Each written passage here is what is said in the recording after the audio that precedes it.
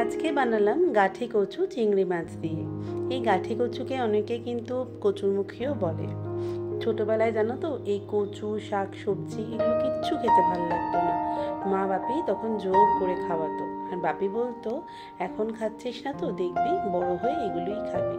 সত্যি জানো তো, বাপি ঠিকই বলতো। এখন মাছ মাংস থেকেও এই ধরনের সবজিগুলি বেশি ভালো লাগে খেতে। তাই আমি আজ যেভাবে বানালাম তোমাদের সাথে একটু শেয়ার করলাম। তোমরাও এভাবে করে বানিও, আর কেমন লাগলো আমাকে জানিও। এর জন্য গাঠি কচুগুলোকে ছুলে নিয়ে ধুয়ে কেটে নুন জলে ভালো করে 10 মিনিট মতন সেদ্ধ করে নিয়েছি। আর আলুগুলোকেও কেটে নুন হলুদ দিয়ে ভালো করে ভেজে নিয়েছি। এরপর ওই একই তেলের মধ্যে কালো জিরে কাঁচা লঙ্কা ফোড়ন দিয়ে একটু নেড়ে চেড়ে চিংড়ি মাছগুলো দিয়ে দিয়েছি, আর নুন হলুদ দিয়ে একটু ভাজা ভাজা করে নিয়েছি। এরপর এর মধ্যে দিয়ে দিয়েছি 1 চামচ রসুন বাটা আর একটা পেস্ট, যেটা আমি হলুদ গুঁড়ো, লঙ্কার গুঁড়ো, জিরে ধনে গুঁড়ো আর জল দিয়ে গুলে বানিয়েছি।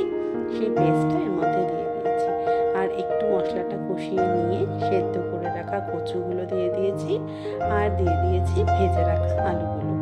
এরপর আরেকটুখানি ভালোভাবে কষিয়ে নিয়ে আমি দিয়ে দিয়েছি অল্প একটু জল, আর যতক্ষণ না পর্যন্ত আলু কচু ভালোভাবে সেদ্ধ হয়ে যায় ততক্ষণ একটু রান্না করে নিয়েছি।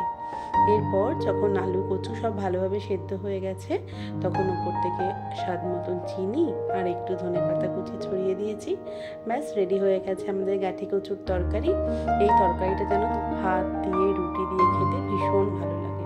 তোমরা কিন্তু আমাকে করে জানি।